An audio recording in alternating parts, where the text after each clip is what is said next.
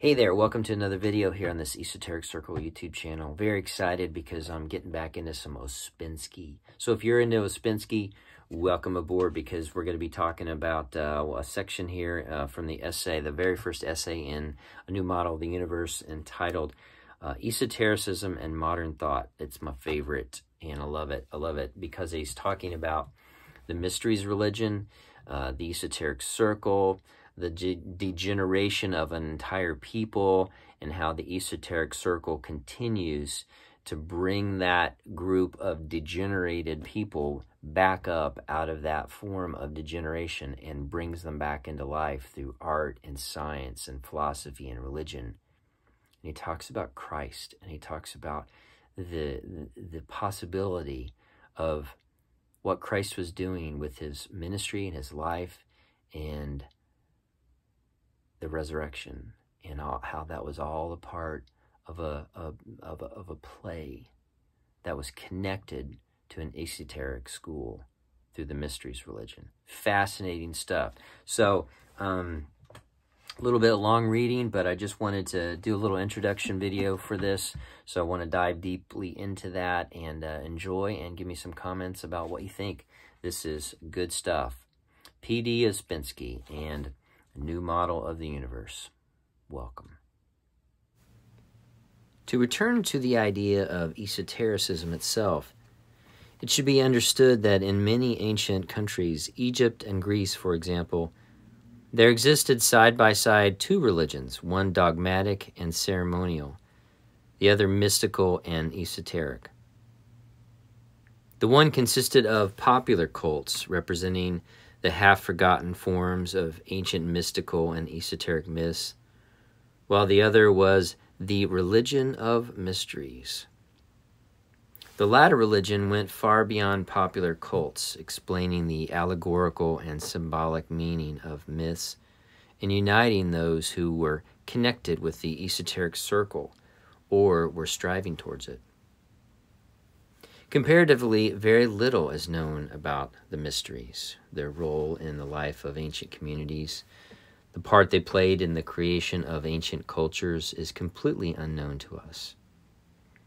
Yet it is precisely the mysteries which explain many historical enigmas, and, among others, perhaps the greatest historical enigma of all, the sudden appearance of Greek culture in the 7th century, following upon the completely dark 8th and 9th centuries. In historical Greece, the mysteries appertain to secret societies of a special kind. These secret societies of priests and initiates, arranged every year or at definite intervals, special festivals which were accompanied by allegorical theatrical performances. These theatrical performances, to which in particular the name of mysteries was given, were held in different places. The best known were held at Delphi and Eleusis in Greece, and on the island of Philae in Egypt. The character of the theatrical performances and allegorical dramas played there was fairly constant. Both in Greece and in Egypt, the idea was always one and the same, namely, the death of the god and his resurrection. The thread of this idea ran through all the mysteries. Its meaning may be interpreted in several ways. Probably the most correct is to think that the mysteries represented the journey of the worlds, or the journey of the soul, the birth of the soul in matter, its death and resurrection, that is, its return into the former life. But the theatrical representations, which for the people formed the whole content of the mysteries, were actually of secondary importance.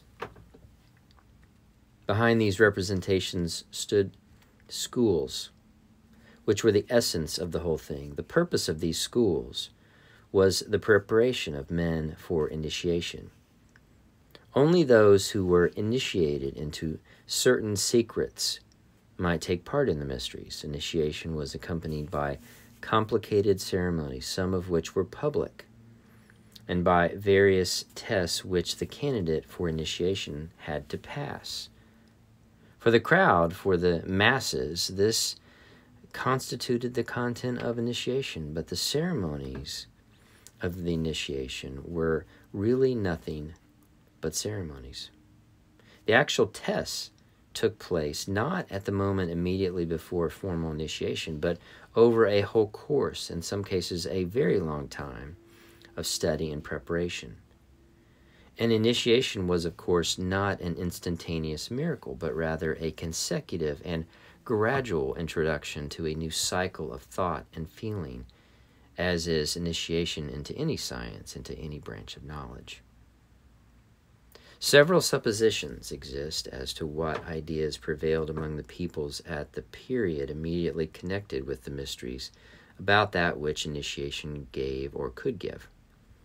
And one of these suppositions was that initiation gave immortality.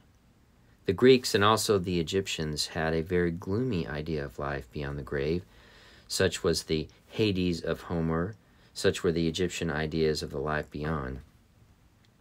Initiation gave freedom from this gloom, gave a way of escape from the never-ending anguish of the abodes of the dead, gave a kind of life in death. This idea is expressed more clearly than anywhere else in the Easter hymn of the Orthodox Church, which undoubtedly comes from the very remote pre-Christian antiquity and links the Christian idea with the idea of the mysteries. Christ is risen from the dead. He has conquered death with death and given life to those who were in the tombs. This is a remarkable analogy between the content of the mysteries and the earthly life of Christ. The life of Christ, taken as we know it from the Gospels, represents the same mystery as those which were performed in Egypt on the island of Philae, in Greece and Eleusis, and in other places. The idea was the same, namely the death of the God and his resurrection. The only difference between the mysteries as they were performed in Egypt and Greece and the mystery which was played in Palestine lies in the fact that the latter was played in real life, not on the stage, but amidst real nature in the streets and public places of real towns and real country, with the sky, mountains, lakes, and trees for scenery, with a real crowd, with real emotions of love, malice, and hatred, with real nails and real sufferings. All the actors in this drama knew their parts and acted them in accordance with a general plan, according to the aim and purpose of the play. In this drama, there was nothing spontaneous, unconscious, or accidental. Every actor knew what words he had to say and at what moment. And he did, in fact, say exactly what he had to say, and in the exact way in which he had to say it. This was a drama with the whole world as an audience for hundreds and thousands of years. And the drama was played without the smallest mistake, without the smallest inexactness, in accordance with the design of the author and the plan of the producer. For in compliance with the idea of esotericism, there must certainly have been both an author and a producer. The idea and the aim of the mysteries were hidden as well as substance of the initiation. For those who knew of the existence of the hidden knowledge of mysteries opened the door to that knowledge. This was the aim of mysteries. This was their idea. And Ouspensky writes a note. I found a certain coincidence with this idea in John M. Robertson's book, Pagan Christ, in the chapter, The Gospel Mystery Play. The author comes very near to the idea of the drama of Christ, being a theatrical performance similar to the mysteries. And the first impression which this chapter gives is that author says exactly the same thing as has been set forth above. In reality, however, the coincidence is not complete, though it is very curious. The author of Pagan Christ, through studying the ancient mysteries on the one hand and the gospel text on the other, came to the conclusion that the Gospels do not describe historical events, but a play which was performed for a special purpose, and which in its idea is similar to the ancient mysteries, whereas in its form it is analogous to the later medieval mysteries. He brings together the idea of the ancient mysteries and the idea of the medieval mysteries, which consisted of episodes of the life of Christ, and asserts that the legend of the historical Christ was based on precisely such a mystery play, composed of 5 acts: the Last Supper, prayer in the Garden of Gethsemane, the Passion, trial, and crucifixion, to which later was added the resurrection from the dead, a play that had been performed to one knows where and when, and that was described in the Gospels as a real event taking place in Jerusalem. End note. When the mysteries disappeared from the life of peoples, the link which existed between terrestrial mankind and the hidden knowledge was broken. The very idea of this knowledge gradually became more and more fantastic and diverged more and more from the accepted realistic view of life. In our days, the idea of esotericism is opposed to all the usual views of life. From the point of view of modern scientific, psychological, and historical opinions, the idea of the inner circle is obviously quite absurd, fantastic, and without foundation. It also appears equally fantastic from the point of view of idealistic philosophy, since the latter admits the hidden and incomprehensible as existing only outside physical life, outside the world of phenomena. From the point of view of the less intellectual doctrines, such as dogmatic church Christianity or spiritualism and the like, the idea of esotericism in its pure form is equally inadmissible because, on the one hand, it contradicts the authority of the church and many of the accepted dogmas, and on the other, it exposes cheap animistic theories going under the general name of spiritualism or spiritism and miracles with tables and chairs. At the same time, the idea of esotericism brings the mysteries and miraculous into real everyday life and makes one realize that life is not what it appears on the surface on which most men see themselves. In order to understand the substance of the idea of esotericism, it must first be realized that the history of humanity is much longer than is usually supposed. But it should be observed that the usual view of textbooks and popular outlines of history, which contain a very short historical period and more or less a dark age before that, is in reality very far from the most recent scientific views. Present-day historical science is beginning to regard the prehistoric period and the Stone Age quite differently from the way in which they were regarded 50 or 60 years ago.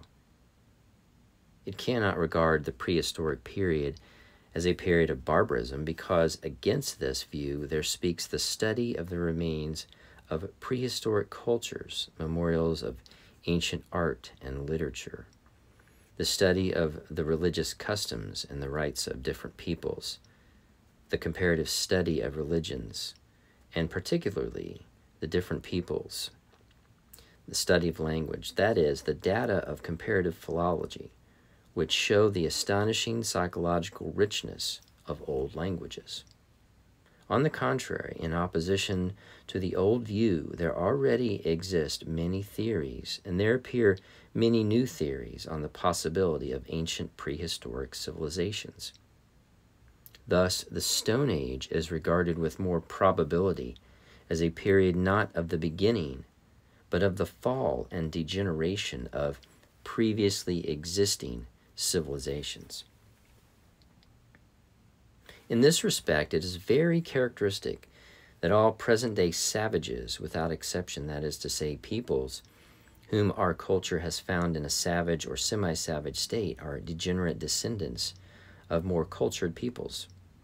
This most interesting fact is usually passed over in silence, but not a single savage race that we know of, i.e., No isolated savage or semi-savage people met so far by our culture has shown any sign of evolution in process, in any respect whatever. On the contrary, in every case without exception, signs of degeneration have been observed. I do not speak of degeneration consequent upon contact with our culture, but of degeneration which has been in process for centuries before contact with our culture, and is in many cases perfectly clear and evident. All savage or semi-savage peoples have tales and traditions of a golden age or of a heroic period, but in reality these tales and traditions speak of their own past, of their own ancient civilization. The languages of all peoples contain words and ideas for which there is no longer any place in actual life. All peoples had before better weapons, better boats, better towns, and higher forms of religion. The same fact explains the superiority of Paleolithic, that is, more ancient drawings found in caves, to the Neolithic, that is, more recent drawings. This also is a fact that is usually passed over altogether or left without explanation. According to esoteric ideas, many civilizations unknown to our historical science have succeeded one another on the earth, and some of these civilizations reached a far higher point than our civilization, which we regard as the highest ever reached by the human race. Of many of these ancient civilizations, no visible traces remain, but the attainments of the science of these remote periods have never been utterly lost. The knowledge attained has been preserved from century to century, from age to age, and has been handed on from one civilization to another. Schools of a particular kind were guardians of the knowledge, and it was protected in them against non-initiated persons who might mutilate and distort it, and was handed on only from a teacher to a pupil who had undergone a prolonged and difficult preparation. The term occultism, which is often used in relation to the content of esoteric teachings, has a twofold meaning. It is either secret knowledge in the sense of knowledge held in secret, or knowledge of the secret, i.e., of secrets concealed from mankind by nature. This definition is the definition of divine wisdom, or if we take the words of the Alexandrine philosophers of the 3rd century, it is the definition of the wisdom of the gods, or theosophy, in the widest sense of the word, or of the Brahma Vidya of Indian philosophy. The idea of the inner circle of humanity, or the idea of esotericism, has many different sides. The historical existence of esotericism, i.e., the inner circle of humanity itself, and the history and origin of the knowledge it possesses. B, the idea of the acquisition of this knowledge by men, that is, initiation and schools. And C, psychological possibility connected with this idea, that is, the possibility of changing the forms of perception, of broadening the capacity of knowledge and understanding, for ordinary intellectual means are considered to be inadequate for the acquisition of esoteric knowledge. First of all, the idea of esotericism tells us of the knowledge which has been accumulated for tens of thousands of years and has been handed down from generation to generation within small circles of initiates. This knowledge often relates to spheres which have not even been touched upon by science. In order to acquire this knowledge and also the power which it gives, a man must go through a difficult preliminary preparation and tests or prolonged work, without which it is impossible to assimilate this knowledge and to learn how to use it. This work of the mastery of esoteric knowledge and the methods belonging to it constitute by themselves a separate cycle of knowledge unknown to us. It is necessary further to understand that according to the idea of esotericism, people are not born in the esoteric circle, and one of the tasks of the members of the esoteric circle is the preparation of their successors, to whom they may hand on their knowledge and all that is connected with it. For this purpose, people belonging to esoteric schools appear at indefinite intervals in our life as leaders and teachers of men. They create and leave behind them either a new religion or a new type of philosophical school or a new system of thought which indicates to people of the given period and country, in a form of intelligible to them, the way which they must follow in order to approach the inner circle. One and the same idea invariably runs through the teachings originated by these people, namely, the idea that only a very few can enter the esoteric circle, though many may desire to do so and may even make the attempt. The esoteric schools, which preserve ancient knowledge, handing it over from one to another in succession, and the people who belong to these schools stand apart, as it were, from ordinary mankind, to which we belong. At the same time, these schools play a very important part in the life of humanity, but we know nothing of this part. And if we hear about it, we understand imperfectly of what it consists, and we are reluctant to believe in the possibility of anything of the kind. This is due to the fact that in order to understand the possibility of the existence of the inner circle and the part played by the esoteric schools in the life of humanity, it is necessary to be in possession of such knowledge concerning the essential nature of man and his destiny in the world as is not possessed by modern science, nor consequently by ordinary man. Certain races have very significant traditions and legends built upon the idea of the inner circle. Such, for instance, are the Tibeto-Mongolian legends of the subterranean kingdom, of the king of the world, the mystery city of Agartha, and so on, provided that these ideas actually exist in Mongolia and Tibet and are not the invention of European travelers or occultists. According to the idea of esotericism as applied to the history of mankind, no civilization ever begins of itself. There exists no evolution which begins accidentally and proceeds mechanically. Only degeneration and decay can proceed mechanically. Civilization never starts by natural growth, but only through artificial cultivation. Esoteric schools are hidden from the eyes of ordinary humanity, but the influence of schools persists uninterruptedly in history and has the aim, so far as we can understand this aim, of helping, when that appears possible, races which have lapsed into a barbarous state of one kind or another to emerge from that state and to enter upon a new civilization or a new life.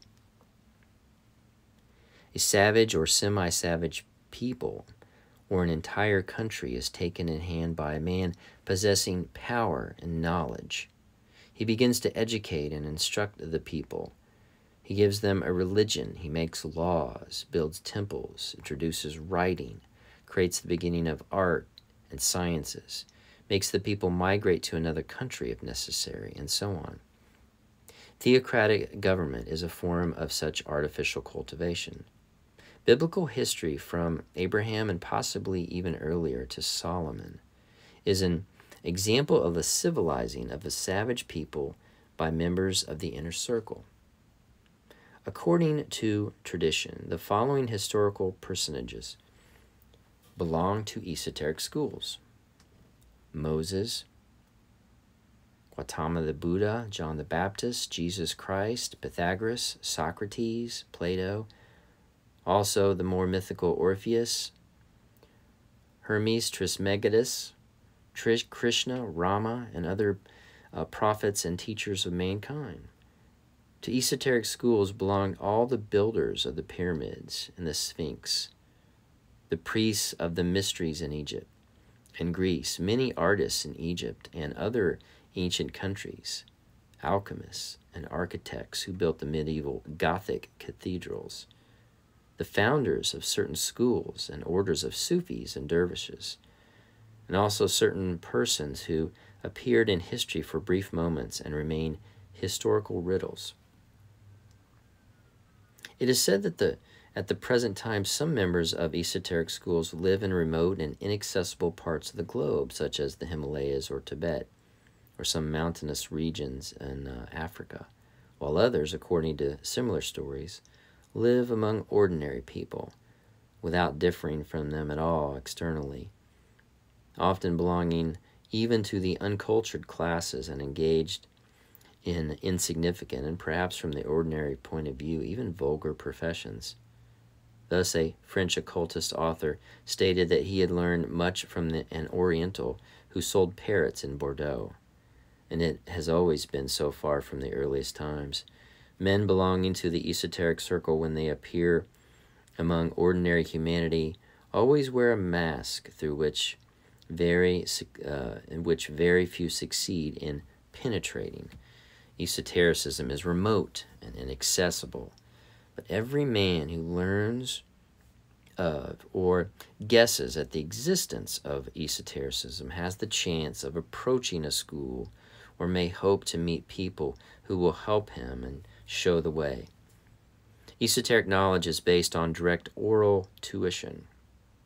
But before a man can attain the possibility of direct study of the ideas of esotericism, he must learn all that is possible about esotericism in the ordinary way, that is, through the study of history, philosophy, and religion, and he must seek.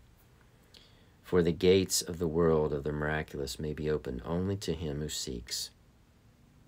Knock, and it shall be opened unto you. Ask, and it shall be given unto you.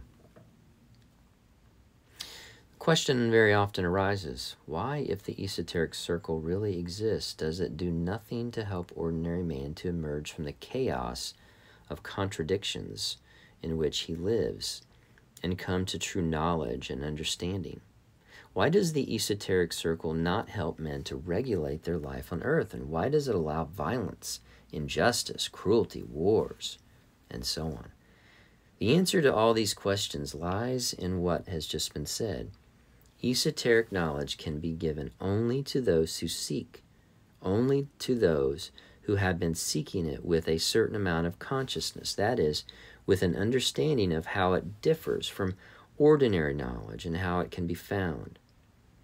This preliminary knowledge can be gained by ordinary means from existing and known literature, easily accessible to all, and the acquisition of this preliminary knowledge may be regarded as the first test. Only those who pass this first test, those, that is, who acquire the necessary knowledge from the material accessible to all, may hope to take the next step, at which point direct individual help will be accorded to them. A man may hope to approach esotericism if he has acquired a right understanding from ordinary knowledge, that is, if he can find his way through the labyrinth of contradictory systems, theories, hypotheses, and understand their general meaning and general significance. This test is something like a competitive examination open to the whole human race. And the idea of a competitive examination alone explains why the esoteric circle appears reluctant to help humanity. It is not reluctant. All that is possible is done to help men, but men will not or cannot make the necessary efforts themselves, and they cannot be helped by force. The biblical story of the golden calf is an illustration of the attitude of the people of the outer circle towards the endeavors of the inner circle, and an illustration of how people of the outer circle behave at the very time when the people of the inner circle are striving to help them. Thus, from the standpoint of the idea of esotericism, the first step towards hidden knowledge has to be made in a province open to everybody. In other words, the first indications of the way to true knowledge can be found by everybody in the ordinary knowledge accessible to all. Religion, philosophy, legends, fairy tales abound with information about esotericism, but one must have eyes to see and ears to hear.